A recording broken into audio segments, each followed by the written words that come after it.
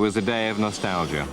If you loved Grand Prix racing, its history and legends, then Silverstone in July 1990 was the place to be, just as in May 1950, where the first World Championship began. Now, some of the great cars from the past were out on the old circuit one last time. But if the track will never be quite the same again, the memories will comfortably stay.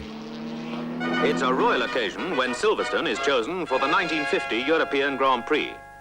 Moreover, this year, for the first time ever, there is to be an official world champion driver. It's to be decided on the points gained in 6 major races, and this is the first. Just a few miles from the end comes an unexpected stroke of bad luck. An oil pipe fractures on Fangio's car and a conrod breaks. Farina starts the competition for World Championship with a healthy lead on points, while Fangio, politely applauding in the background, gets nothing. This was not to be Fangio's championship, not yet. That first year it went to the man who had won at Silverstone, Dr. Giuseppe Farina. By the 1951 British Grand Prix, the Ferraris looked at last to be a genuine threat to Alfa Romeo. On lap 10, Fangio in the number 2 Alfa had taken the lead from Gonzalez's Ferrari number 12. But Fangio couldn't shake off his stocky fellow Argentine, and by lap 38 the Ferrari was back in front where it stayed. Alfa Romeo domination had at last been stemmed. For all that, though, it was an Alfa driver, Juan Manuel Fangio, who took the title that year. For 1952, the World Championship was run for Formula 2 cars, and Ferrari's Alberto Ascari won every single Grand Prix. At Monza, with Ferrari and Maserati evenly matched, the Italian Grand Prix produced some magnificent motor racing. Ascari and Farina on Ferrari, Fangio and Marimont on Maserati were never more than 3 seconds apart for over half the race.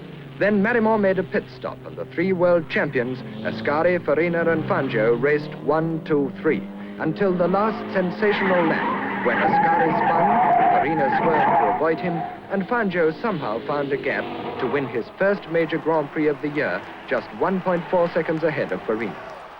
Despite that spin and Fangio's victory, Ascari easily held on to his World Championship crown. In 1954, true Grand Prix cars were back, with a new Formula One. Back too were Mercedes-Benz, but in Italy at least, the Ferraris were expected to run them close. Ascari's Ferrari led most of the Italian Grand Prix, but when he retired with a blown engine, first place passed to Sterling Moss's red Maserati, number 28.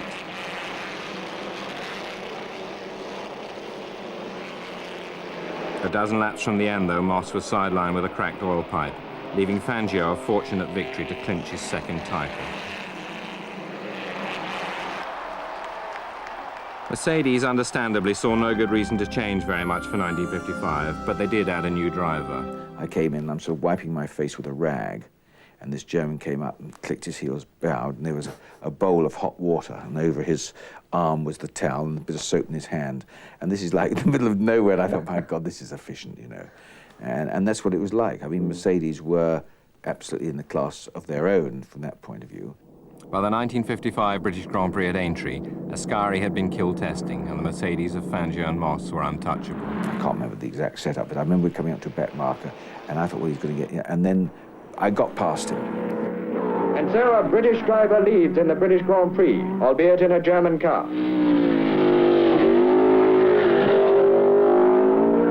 And then I went like hell. I used everything I could, and I got a good lead, fairly good lead.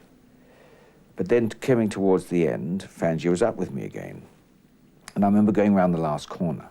Round the last corner, the start line was 200, 300 yards away. And I was in, say, second, I don't remember exactly, but probably second. And I put my foot flat on the floor, pulled right over, and waved Fangio past. And I thought, well, God, if he's got another 50 horsepower, he's going to do it. Otherwise, you know, no way. And I thought it was a nice gesture.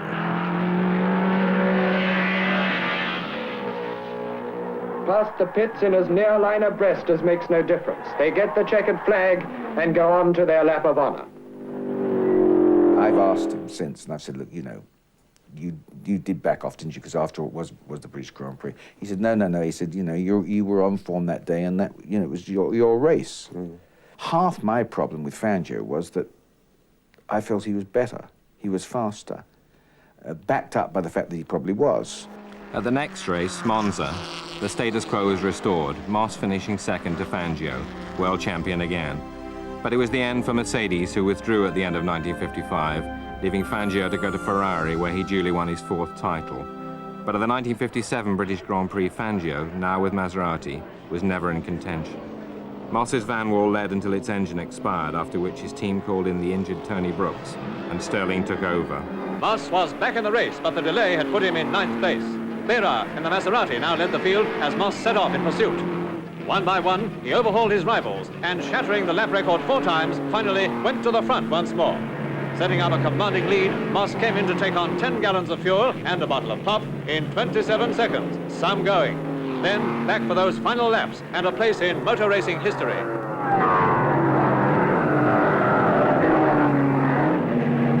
So, with the Ferraris and the Maseratis trailing behind, Sterling Moss and the Van Wall came home alone. Victory at an average speed of 86.8 miles an hour. The voice of Murray Walker has become synonymous with Grand Prix racing. He has been a devotee all his life, a commentator for most of it. So who better to select an especially memorable race from each decade? From the 1950s, it was easy. That's the 1957 German Grand Prix at the Nürburgring. Why? Partly because it's the Nürburgring, but especially because the man who dominated it and who won it in an absolutely unique way was the great Juan Manuel Fangio. Fangio's greatest race began when he stopped for fuel and tyres, after leading from Mike Hawthorne and Peter Collins. And eventually the car was ready and the crowd was shouting from the grandstand, "Fangio, Fangio." And he sort of lazily turned round as if to say, well, I think I've given them enough time now.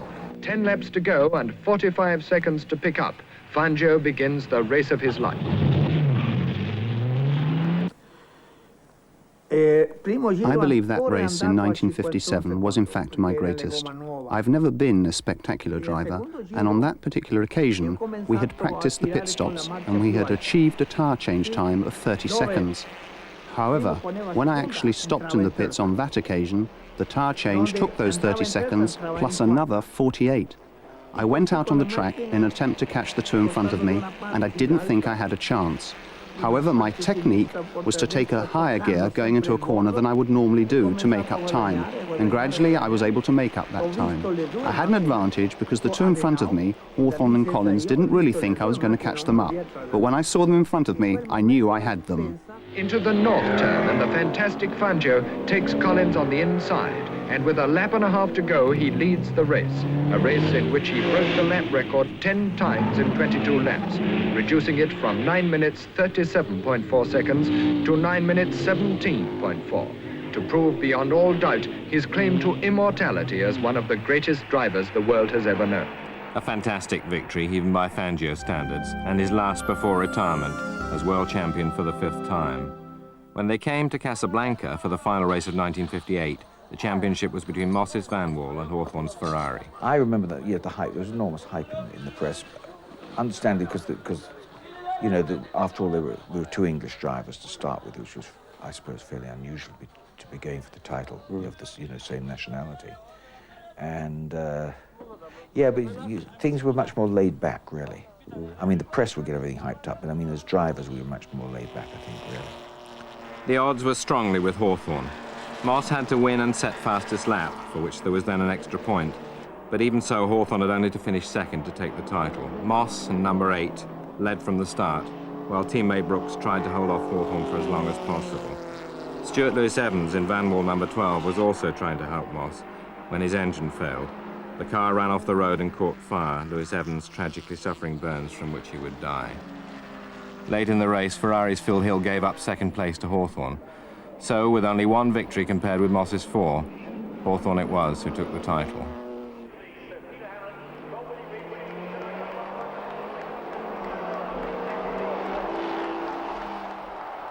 I didn't drink anyway, and I restrained my running around a bit, you know. I wasn't going out with girls quite as seriously as I had been. And I really had taken it seriously. I thought, well, you know, I'm going to really work at this.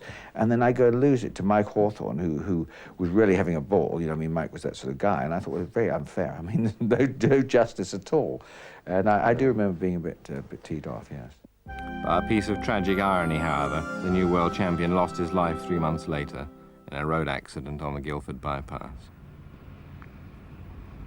After the death of Lewis Evans, Van Wall withdrew from racing, and in 1959 new names came to the fore. But at Sebring, the last race of the year, Moss in a Rob Walker Cooper was again going for the title.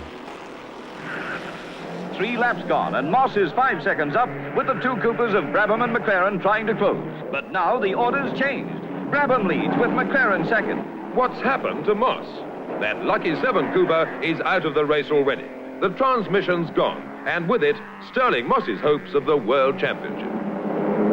Now Brabham has got the race in his hands. Supported by teammate McLaren, nobody can touch him now. And team manager John Cooper welcomes his winner home. But there's something wrong. It's McLaren, number 9, who takes the checkered flag. There's consternation in the Cooper pit. Brabham should have come through first. But Jack Brabham, out of petrol, is still in the race. Jack Brabham pushes his way to the Motor Racing Championship of the world. Yes, I knew I had to get across the line with the car, and of course I led the race right up to the last 500 or 600 yards, and because the car ran out of petrol, and I had to push it over the last few yards over the line, and but it did clinch the championship for me, so it was worth pushing. It was uphill too. Not all uphill, though. In 1959 and 60, Jack Brabham and Cooper took the titles, also swinging a lamp over the future. From now on, the driver's place was in front of the engine. Guess where? Yes, Monte Carlo, a small principality in the Stirling area. And as usual, all eyes are focused upon him. Even an extra 30 brake horsepower is no substitute for the skill of Moss. As round and round the classic Monaco circuit, he drives the race of his life. Ferraris of Richie Ginther and Phil Hill had a big power advantage over Moss's Lotus in that first race for the new 1.5-litre Formula One. But they were not Stirling. I thought, well, I'm going to really try and go, and that was the only thing I could try to do.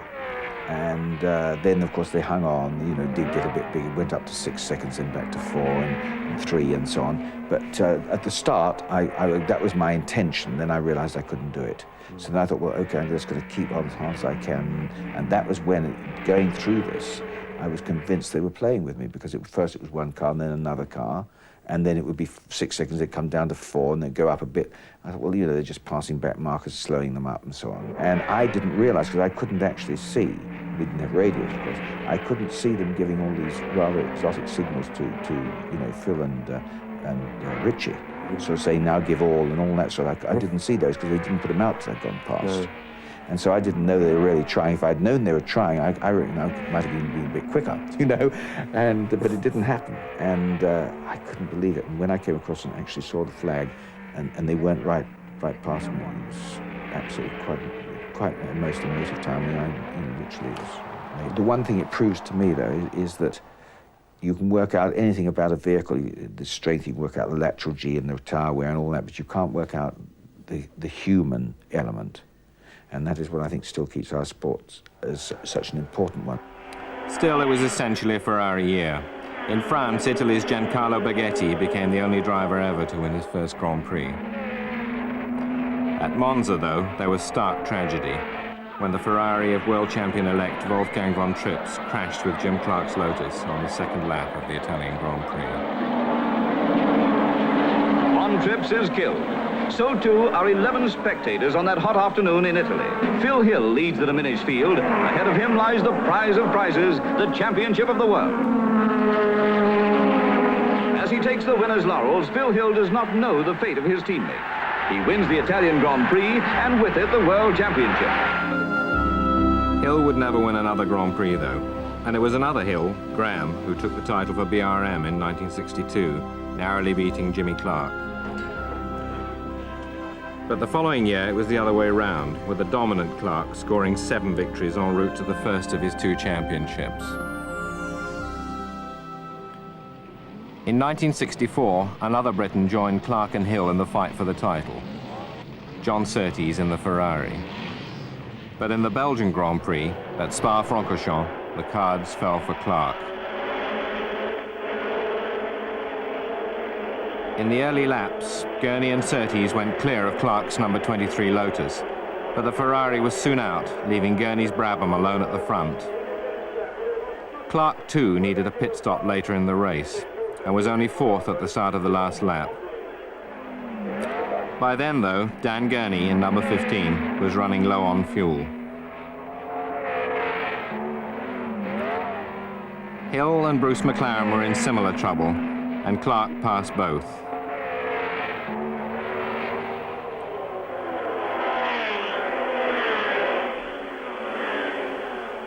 On the last lap, Gurney ran dry, allowing Clark to pass.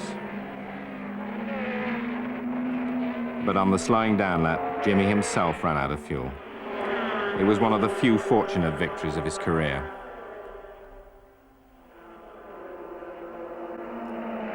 Late in the season, Surtees made a charge for the title. This win in Italy and second place in America, setting up a championship decider in Mexico. Hill led on points from Surtees and Clark, so what Graham wanted most of all was to stay out of trouble, finish well. But Surtees' Ferrari teammate Lorenzo Bandini hadn't been told. Clark leads. Dan Gurney is there too, but Graham Hill is well placed. And I saw all the smoking tyres and things and locked up brakes as first one and first the other would dice into the hairpin over the back. And I thought, well, here's an accident about to happen, that's for sure. And sure enough, it did happen. Hill's BRM was damaged and out of the picture. In the closing stages, Bandini let Surtees pass him, but even so, it looked like Clark's championship until the last lap. The Lotus is out. A surprise Dan Gurney wins the race for Brabham, and John Surtees get the World Championship. Cool, what a finale. Surtees' title then, but the following year, Clark was virtually unopposed and strolled to his second title in 3 years. But he was a wonderful man, a wonderful friend, and a fantastic racing driver. I don't know of another racing driver who drove with the smoothness, the delicacy, the precision, the calculations that he drove with, probably totally unaware of what he was doing. Jack Brabham was champion in 1966, thus becoming the first man to win the title in a car of his own construction, and a Brabham won the following year too. In '67, when I won the championship, if Jack had stuck to, or kept some of the gear that I had, he probably would have won the championship. But he would try something new all the time, like maybe new camshafts, valves, or valve springs, or something like that, and occasionally they would break and let him down, and I had the good old reliable stuff, probably not the same horsepower, but reliable, and you've got to be there at the finish. Not quite always there at the finish that year were the new Ford DFV engines, designed by Keith Duckworth. Well, George, I think we've now got a reasonable block. I think all we have to do is put these two marks on here and then take it into the dig bore and start machining. Jimmy Clark's new Lotus 49 won with the engine first time out in Holland, and although reliability was suspect at first, the DFV was clearly the future. I've actually chosen the 1967 Italian Grand Prix. When the race started, there was a terrific scrap, Jim Clark, Graham Hill and Denny Hulme, and they kept that up for a long time until on the 13th lap, Jim Clark came in to change a tyre. Finish. He was out of the race, as far as everybody was concerned, except Jim Clark. 7th by lap 34, 5th by lap 47. By lap 53, the astonishing Clark is up to 4th. Meantime, here's John Surtees in the new Honda, which we haven't seen racing before, and Chris Amon in the new Ferrari, which we haven't seen racing before. And down in this group will be the leaders, and that was Graham Hill. Graham Hill either trailing smoke or dust. It's Graham Hill coming out of Lesmo there in a great cloud of smoke, or as I say, it could have been cement dust. No, I think it's Graham Hill coming limping into the pits now, and the Lotus Ford also blown up. Jim Clark, in fact, could win this race now, with Graham Hill out. Jack Brabham in the lead by about 29 seconds from John Surtees in second place with the Honda. And now Jim Clark closing fast on Surtees to challenge that second place. And he's passed the Honda, into second place. And by Jove, he's going to take the lead on this lap. Jim Clark has achieved the incredible. If he can get up alongside and pass Jack Brabham, he'll take the lead with 8 laps to go. That's Jim Clark. Jim Clark going through the south curve, throwing up the dust, and it's Jack Brabham in second place. And they're both pulled clear of the Honda. It's Jim Clark in the lead. As they come up to the completion of the 61st lap, it's Jim Clark with the Lotus Ford in the lead from Jack Brabham. John Surtees third with the Honda. And the Honda is in second place. It's John Surtees in the Honda in second place, Jack Brabham third. As they come up to the 65th lap, a lap with 3 laps to go, it's the Honda in second place. And Jack Brabham is slipstreaming John Surtees. Jim Clark completes his 65th lap. Jack Brabham pulls out. Jack Brabham pulling out to take the Honda after grabbing a bit of slipstreaming, and that's going on for every last foot. And it's the Honda in the lead. The Honda's in the lead. And Jim Clark is third. It's John Surtees in the lead, Jack Brabham second, and Jim Clark third. It's Jack Brabham who is slipstreaming John Surtees. John Surtees in the white car, Jack Brabham coming through on the inside on the Brabham. Fiercely snaking under the braking, it's Jack Brabham who takes the lead. Jack Brabham leads John Surtees, but John Surtees comes back on the inside, and it's John Surtees who retakes the lead. As they come up out of the south curve, the two cars are virtually neck and neck, but it's John Surtees ahead of Jack Brabham, and Jack Brabham pulls out, and Surtees wins. That open space up the inside was too much of a temptation. And I think perhaps if I'd been in his position, I would have been tempted to do it as well. And the reason I was able to pass him on the inside, there was oil had been dropped on the inside and somebody had put cement over it. And that left a line down the inside, which people were avoiding. That was the only hole I had, and I went down that inside and got in the oil and couldn't quite stop enough for the corner to be able to get a good line out of it. And John Surtees had a better line out of the corner, although I came out first. He had the run on me. And he just passed me by about the width of a tyre going over the line. Sadly, motor racing was soon to lose the incomparable Clark. In April of 1968, he was killed in a minor Formula 2 race at Hockenheim in Germany. The loss of Jim Clark in April of '68, I think, was like to motor racing what the atomic bomb may have been to the world during the Second World War. It was something that nobody could truly believe would have occurred. The dimensions of it were so drastic and so devastating to us all. I think for the first time we truly realised that motor racing was or could be hopelessly dangerous. Ironically, it was in Germany again, this time at the Nürburgring, that Stewart, in appalling weather, drove the race of his life. I said, why do I have to go out, Ken? I'm going to shunt the car. You know, we don't know where the track is. We don't know how deep the water is. That's why you have to go out, he says. You've got to find out where the rivers are, and he was right. And Jackie didn't want to go out, and I insisted that he went out. It's the first time I've ever had to, if you like, make a driver drive, and I didn't like that very much. I passed Chris Amon at the bottom of the descent to Adenauer Bridge, and then pulled out a huge lead by the end of the first lap. Unknown to me, I couldn't see anything. The spray was so bad and the fog was so bad. You were searching your way through the fog. And I think I passed the start-finishing line in the first lap, something like a 30-second lead. It was a long lead. I recall afterwards being told this. So it was a very difficult race for me. Aquaplaning everywhere, searching for visibility, but yet having to keep the pressure on because you knew that at any moment you could have spun out, gone wide, or done worse. I ended up by winning the race by 4 minutes, which in those days was, even today, it must be a very large amount of time. For all Stewart's ability, it seemed somehow appropriate in 1968 that Graham Hill, fighting nobly for Lotus in the aftermath of Clark's death, should win the championship. But at Monza that year, I categorically spent the entire weekend playing towards the last lap. the teams were being paid according to their position at quarter distance, half distance, three-quarter distance, and full distance.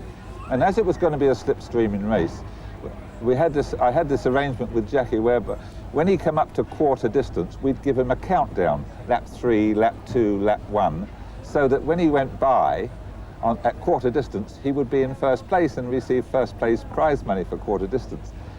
He achieved this at quarter distance, he achieved it again at half distance, and at three-quarter distance, and most important of all, he won the race. It was like a cash register going on in his head. We're looking down at the approach to the Parabolica, down to the Vialoni, 185 miles an hour, 4 cars virtually together, and down to the Parabolica they come. Can Stewart hold the line on this, the last lap? Somebody's challenging, it's Rindt going through. Jock and Rindt takes the lead at the Parabolica on the last corner of the last lap. Beltoise going through. It's Beltoise taking the lead, and it's going to be a French matcher to win. It must be. It's over the line together, and it's almost a dead heat. It's Jackie Stewart, Rindt, Beltoise, and McLaren. Nobody has ever seen the finish of a motor race like that. The Cosworth engine took every race that year, with Stewart's Matra winning more often than not. Monaco 1970 has passed into racing legend. This is what happened to Brabham at the last corner of the last lap. Pierre's carriage had run out of petrol just before the last corner, and that was just one of those decisions. I took the wrong decision, went down on the inside of him instead of the outside of him. And of course all the sand was on the inside, and I just couldn't stop for the corner. And Rindt got by me for the lead. Rindt went on to become world champion, but was killed in practice for the Italian Grand Prix. He's the only man to have won the title posthumously. But Jochen was really a tiger of a driver, and would have gone on, I think, to win more than one world championship, although I think he would have retired before too long. He wasn't in love with motorsport. He loved it, but he wasn't in love.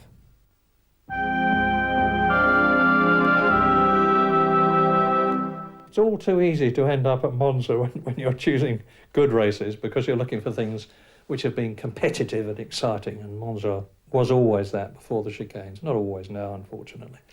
But for 1971, I've chosen the Italian Grand Prix at Monza. It was the 3-litre formula, and we had Tyrrells and Brabhams and BRMs and Ferraris, McLarens, Lotus, March. There were 8 people who led that Italian Grand Prix at some time during the race. Then, as so very often happens, people fell by the wayside. Amon went out, Siffert went out. But in the end, just like previous races at Monza, but even more so, it was a slipstreamer to the end. Peter Gethin in the BRM won his only Grand Prix, one of the most memorable of all time in the BRM. He won it by a metre from Ronnie Peterson and François Saveur and Mike Harewood, and 0.3 of a second covered the first 4 home. And Peter Gethin won at an average speed of, if I remember correctly, just under 151 miles an hour, and that's still the fastest Grand Prix of all time. It was an incredible race. But it was Stewart, now driving a Tyrrell, who took his second title. Although he lost it the following season to Brazil's first world champion, Emerson Fittipaldi of Lotus.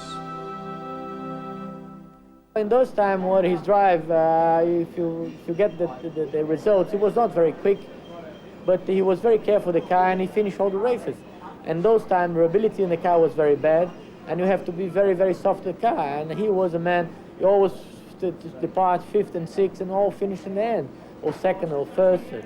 He didn't have much quick laps, he didn't have much pole position, but he always finished well in the points and win the championship and making points. Jackie Stewart was making a point the following year. Jody Scheckter ahead of Danny Hulme, and then Francois Sebert. Jody Schechter's lost it. Jody Scheckter has been hit. A multiple shunt. It was a selection of tires. We had new tires. We had a hard tire on one of the sides, and it was new. And I came in and it was cold, I think, going into that corner, and just got away from me. One of those things. The thing I remember about it is the team manager holding me back and Surtees trying to attack me afterwards. I think that's the thing I remember most about it. They were trying to hide me away afterwards. Although Peter Revson was eventually to win the restarted race, Stewart and Lotus's Ronnie Peterson were the main attraction. And here's the duel between the JPS and the Tyrrell, and Jackie Stewart was really closing on Ronnie Peterson at Beckett's there and got into a bit too much of a slide for comfort, but he's closing a little now. As we look down from the airship, we see that the Tyrrell, in fact, has it on the fastest section of the course. He's closing right up. Jackie Stewart overtaking on the inside and very nearly losing it. Right through the markers on the inside and Stewart. He's still sliding and he's still in trouble. He was in 120-mile-an-hour skid there, and now he's really in the agricultural business. Tragically, Stewart's teammate, Francois Sever, was killed in practice for the last race of the year at Watkins Glen, so Stewart withdrew from what would have been his 100th and final Grand Prix. He did, however, retire with the World Championship, his third in 5 years. The following season, Emerson Fittipaldi, now with McLaren, won his second, fighting Ferrari all the way. But in 1975, Niki Lauda and team manager Luca Montezemolo made it a year for Maranello. Niki formed a very, very powerful team with Luca, who after all was an administrator, not a racing man. And between them, they turned Ferrari round completely. Niki told him what to do, and Luca went out and got it done. To such good effect that Lauda waltzed to the championship, beating Fittipaldi by nearly 20 points. One of the sport's greatest characters, Graham Hill, died that year, only months after retiring.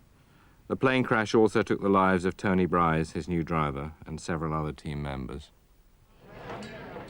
Through a controversial and dramatic 1976 season, the leading players were James Hunt and Niki Lauda. The Austrian began the year wonderfully, and by the time of the Spanish Grand Prix easily led the championship. But Hunt won well in Spain, only to be disqualified at post-race scrutineering. Although his victory was reinstated on appeal, it set the tone for the season. The only problem is we were using slightly different tyres, which had a little bit bigger bulge, and that's the widest point on the car. Yeah. And it was, in fact, I think 3/8 of an inch too wide or something, minuscule. Right, just under 2 centimetres, that's right. Yeah. And that was purely the bulge in the tyres. At the British Grand Prix, there was yet greater controversy when the Ferraris of Lauda and Regazzoni touched at the first corner, triggering a multiple accident. Hunt won the restarted race from Lauda, but afterwards Ferrari protested, claiming repair work done on Hunt's car before the second start had been illegal. There was nothing in the rule book, there were no grounds in the rules that could possibly suggest that I was going to be disqualified or it was ever going to be a problem. As a result, I think McLaren's, led by Teddy Mayer, didn't prepare any defence properly for when it went to Paris in September. I think he drove a very good race there. But you know, the judges in Paris said that he was illegal in the race, therefore he disqualified him. But I think he changed a bit, and I think it's not right what he did, because I think he should respect the sport as it is, even if things are going wrong for him. Things had gone appallingly wrong for Lauda at the Nürburgring, where he came close to losing his life. When I came to the hospital, you know, you feel a kind of you feel like you are very tired, and you would like to go and sleep. But you know it's not just going sleeping, it's something else. And then you just fight with the brain. You hear noises and you hear voices and you just try to listen what they're saying, and you try to keep your brain working and to get the body ready to fight against the illness. And I think this was very good that I did that, because in that way I survived. Incredibly, Lauda was back for Monza just 6 weeks later, but Hunt had cut his points lead, and this victory in America gave him a shot at the title in Japan, the last race of the year. As they gathered in the rain at Fuji, Lauda had 3 more points than Hunt. The race was delayed in the hope conditions would improve, but when they didn't, the cars were flagged away, and Hunt took an immediate lead. After 2 laps, Lauda pulled in and retired. His life, he said, was more important than the World Championship, and perhaps he was the bravest man in the place. Hunt continued in the lead, despite spirited attacks from Brambilla and others.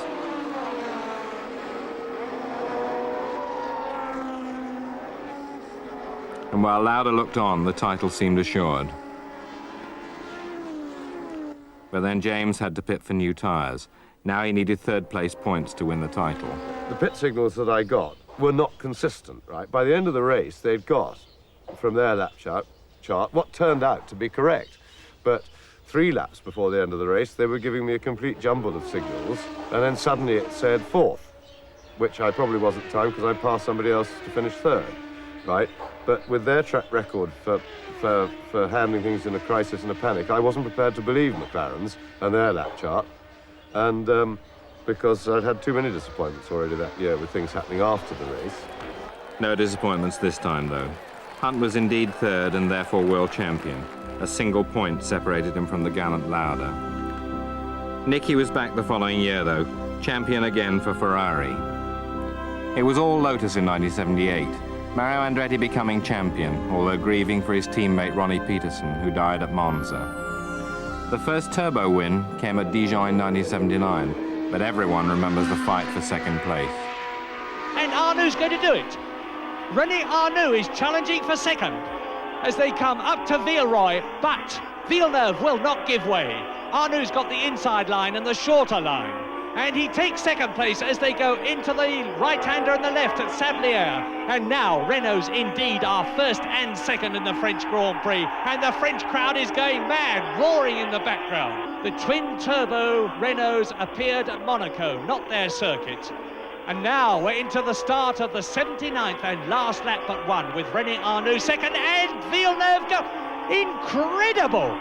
Villeneuve stood on everything, locked up his tyres, got the line, and he's back into second position on the last lap but one, and the French crowd aren't very happy about that, and who can blame them? And he's closed right up on Villeneuve, and he's going to try again.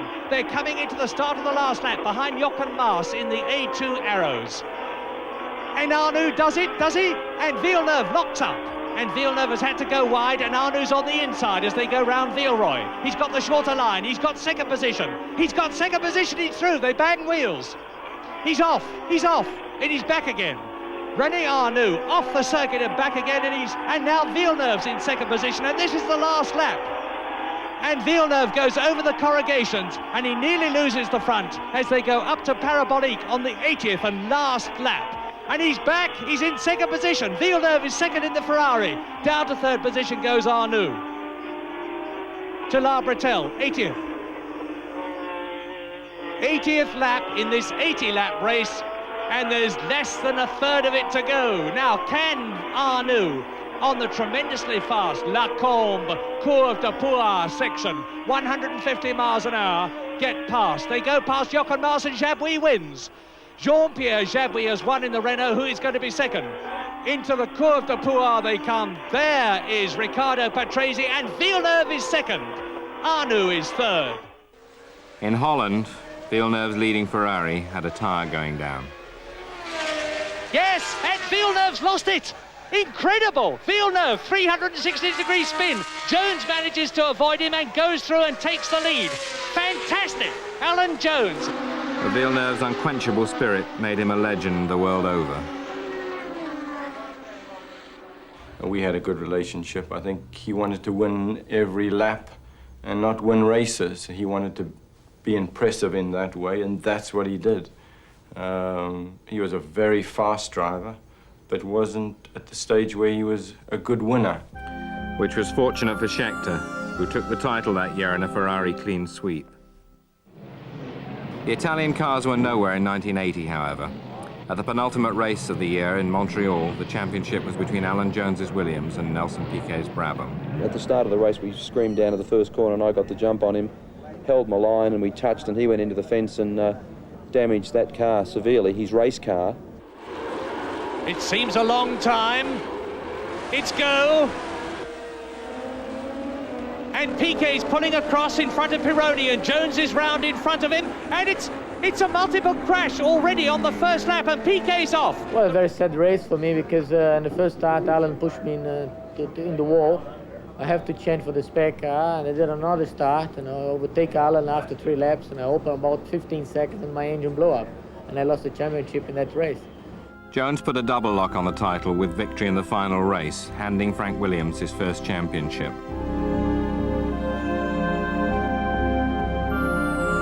Not a brilliantly exciting circuit, but an absolutely riveting race, and that's the Spanish Grand Prix at Jarama. And Villeneuve had a car which handled like a barn door. It was appalling, but he got this fantastically powerful V6 turbocharged engine bolted onto the back of it, and he knew that from row 4 he had got to make a good start. He made a fantastic start. From row 4 he was third by the first corner. On the second lap he was second only to Alan Jones. And Alan led for 17 laps with Villeneuve chasing him hard and all the rest in line astern behind.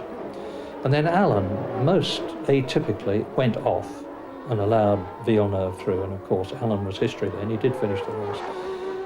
But from then on, Villeneuve, by just keeping his line on the corners, going like smoke down the straights, letting nobody past him on the straights, knowing that on the corners, knowing that no one could get past him on the straights, stayed in front from lap 17 until lap 80. 1 second covered the first 4 home. You never knew who was going to be coming around first. It was incredible. Real cliffhanger.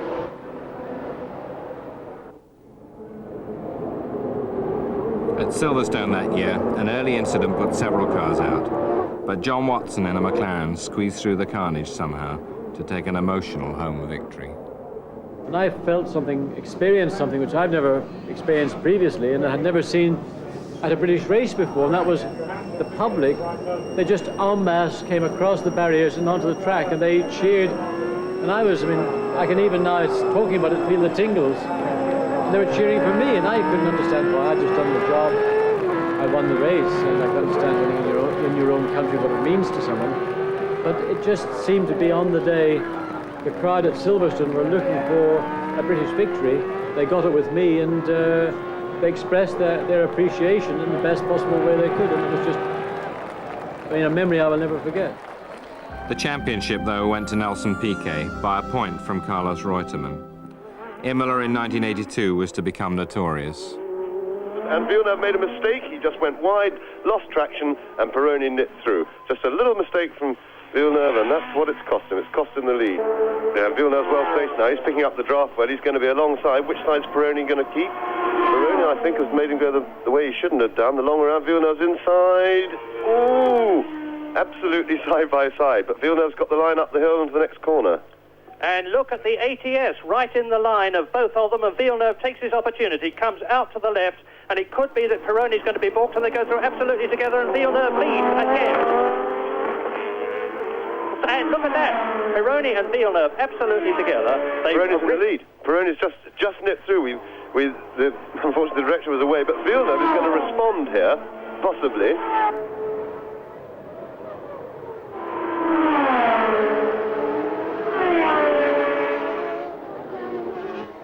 And he's done it. We are around the Tamburello and see Pironi now. He's going through. He's got to come down the inside. He's got him. Oh, he's going wide. Oh! Fantastic stuff. They've changed places on 2 laps running, and Pironi now, all he has to do now is keep it pointing the right way. And no mistakes, because there really isn't a passing place. Unless Villeneuve can have a go up here, there aren't really any more passing places on the lap. So it looks as if Pironi's done it. He had, but according to Villeneuve, by duplicity.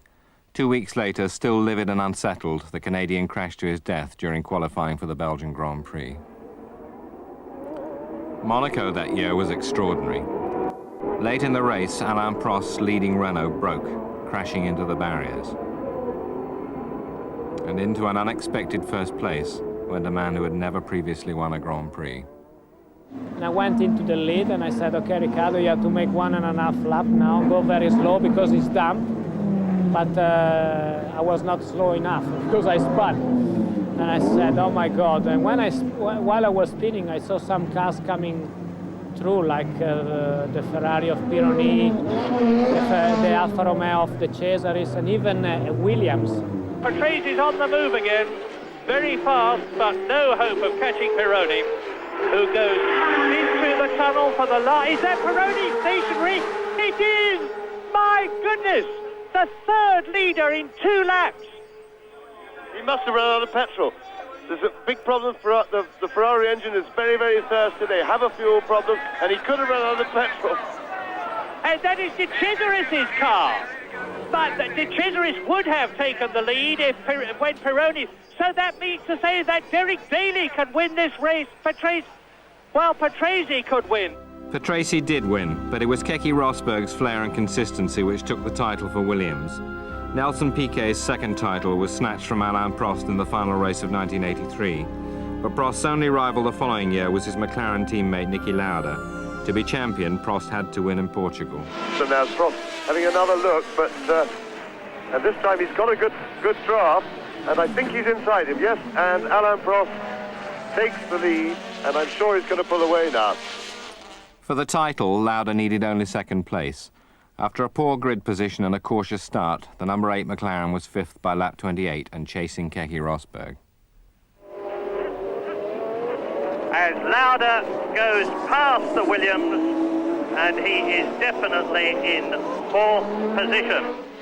And they're battling for 3rd position. Still Prost first and Mansell second. And Lauda is going through this time, surely. He's got the line. And yes, indeed, as they go into turn 1, at the end of lap 33, Lauda is up into 3rd place. Only Mansell between him and his teammate Prost. But not for long. Eventually, Mansell's brakes failed, leaving Lauda in the second place he needed. I only know that the last year's one was the most difficult one in the way of having to fight to the last race to finish second behind Prost and then beat him by half a point. So from this point of view, it was, sure I remember it. I was not too disappointed because that was a very good season in terms of ambience in the team, and with Niki we enjoy very much racing together. There was more high drama in Portugal the following year. In dreadful conditions, many cars spun off and crashed. But Ayrton Senna, who had nearly won in similar conditions at Monte Carlo a year earlier, drove flawlessly in the Lotus to win his first Grand Prix. It off goes Prost and regains and spins. Alain Prost spins right off, and he's going to be out of the race with a smashed rear wing. The victorious Senna now rejoiced that he had served his apprenticeship in England.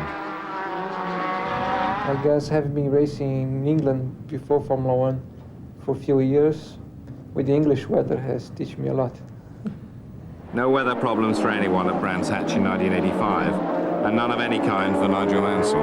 Look at this, a terrific scrap for the lead, and there's a change because the Williams has gone past Ayrton Senna, who has therefore lost the lead, and he has lost it to Nigel Mansell, and now he comes out of clearways and takes the checkered flag, and Nigel Mansell has won.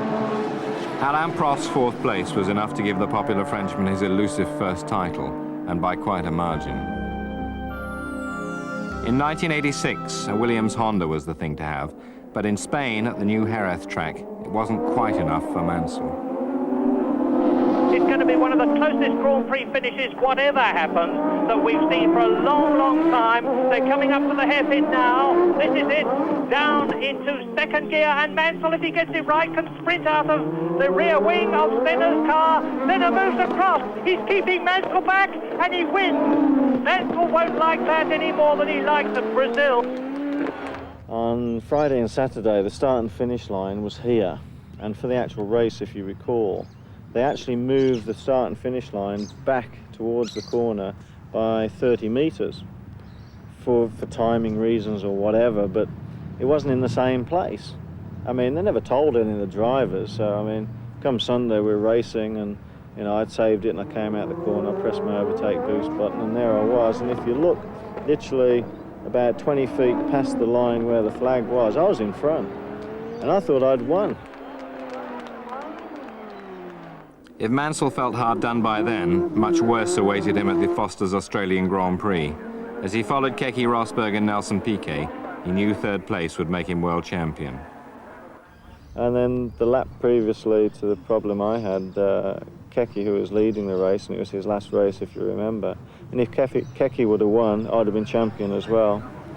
And he had a tyre problem, but everyone thought the engine had broken. Even Keke thought his engine had exploded.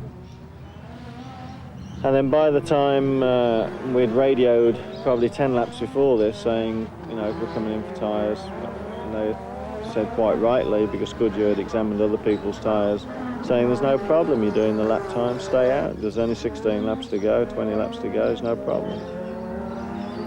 And then, of course, going down the main straight, I remember pressing the overtake boost to get past Philippe Alliot and then to come in behind Alan again. And then the tyre just let go in the biggest possible way, which everyone saw, so I don't need to go into that. Hey, look at that! Out that, and colossally, that's Mansell! That is Nigel Mansell, and the car absolutely shattered. He's fighting for control, and you can see what's happened. Mansell is out of the race. Now, this could change and will change the World Championship. Certainly it did, and Prost found himself a somewhat surprised world champion in a season largely dominated by Williams. Mansell's most dramatic win came at Silverstone the following year. An unplanned but necessary pit stop left him chasing teammate Piquet on fresh tyres but a long way behind. And then I believe in the last 19 laps we broke the track record 11 times, and then did that fantastic dummy down hanger straight, and shall we say there wasn't much room between us going into Stowe. And of course it was just a sensational victory because it was almost unheard of. And then for me, the engine blew up on the slow down lap. I actually had meltdown on the pistons and the turbo because I had the turbo full up, full boost for about the last 6 laps, and I was out of fuel on the last lap because that was the year that we had to sort of regulate the fuel, and I was minus fuel going on the last lap, and I just thought, it's a British Grand Prix, there's no way I'm stroking it, I'm gone. Gone too was Jackie Stewart's long-held record of race victories, as Alain Prost won the Portuguese Grand Prix, the 28th of his career. Although Mansell won twice as many races as Williams' Honda teammate Piquet, the Brazilian's better consistency made him world champion. Controversy at Monza. Ayrton Senna perhaps chanced too much when he lapped Jean-Louis Schlesser's Williams at the chicane. Without that incident, McLaren Honda would have been unbeaten in 1988. A month after Enzo Ferrari's death, his cars finished 1-2 at home. In Japan, the championship fight was an all-McLaren affair between Senna and Prost. And when the Brazilian almost stalled at the start, race and title looked Prost for the taking. But this was to be Senna's day of days. That was a tremendous race. As you know, at the start, I almost stole the engine. From pole position, went back to 15th, 16th place on the first corner. And to recover all those positions with traffic, lapping people, overtaking people, and catch Prost, who had a clear circuit all the way, it was a tremendous achievement for me. Senna is getting close to him, and Senna is going to challenge for the lead. Ayrton Senna has got the lead. And that was exactly as we predicted as a possible situation. The traffic definitely held Alain Prost up, and Prost will be pretty upset. It was a beautiful result, and I guess it's the way a driver can dream about winning a championship in such a style. The same cannot be said for the way the title was decided in 1989.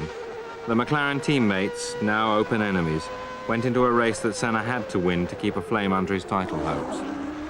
Senna got going again, eventually overtaking Sandro Nannini to win the race. But FISA, the sport's governing body, disqualified him, confirming Prost as champion and sparking one of the greatest controversies the sport has known.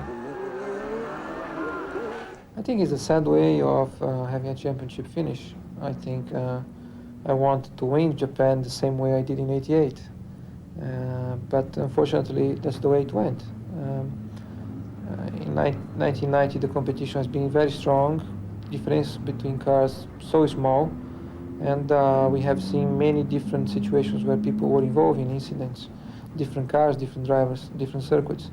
And Japan, unfortunately, was another example of it. And Senna sprints away, but Alain Alain Prost takes the lead. It's happened.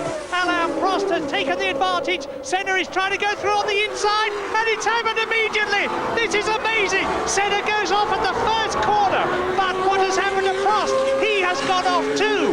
Well, that is amazing, but I fear absolutely predictable. It's important to have some rules that everybody accepts, and if you have any weakness in terms of rules in this kind of environment, it's finished. So that's why what I don't like at the moment. The end of another controversial season then, and the teams prepare for Adelaide and the 500th World Championship race. In Australia, they know how to put on a Grand Prix and also how to celebrate a special one. Australia is go, and Prost leads up from behind, tucks in behind Mansell.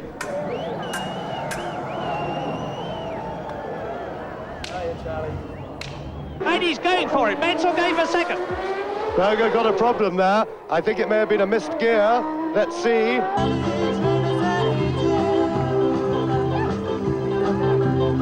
There you saw the Ferrari running wide, but it's Berger still there, and Piquet is ahead of Alain Prost. Aloha! Talofa! And Nelson Piquet is getting alongside Berger. He's lined up and he's got inside him. Straight line speed of the Ferrari. Mansell hopes will carry him past Griard. Will it, will it, will it? He's going to have to be brave on the brakes, and he did it. That is Senna. This is incredible. Ayrton Senna, there's his car. Ayrton Senna is not going to win the Australian Grand Prix. Sack.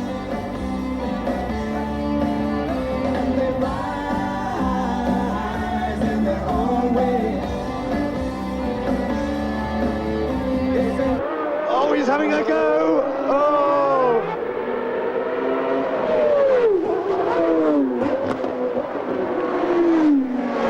Formula One racing to me was not fun, exhilaration, excitement. Obviously, it had its high points and it had its low points. Far too many of the latter, actually. It's enabled me to earn my living in a business which I enjoy. Formula One Grand Prix motor racing has given me everything I have in life. Now, I'm just learning it. Now I quite like motor racing. I didn't ever really like it very much when I was doing it. You have to drive racing cars with your heart and your head for it. The main thing is the heart. Well, it's a fulfillment of a childhood ambition, basically. As a child, with my father racing, I wanted to be a Grand Prix driver. I dreamt about it. And that dream, through the help of my family, has become a reality. What I done was very, very good, and I'd like to do a little bit more. It's been an incredible, fascinating, at times magical experience. It has enabled me, I think, to visit 18 different countries and to have a life better than I could possibly imagine anybody else having.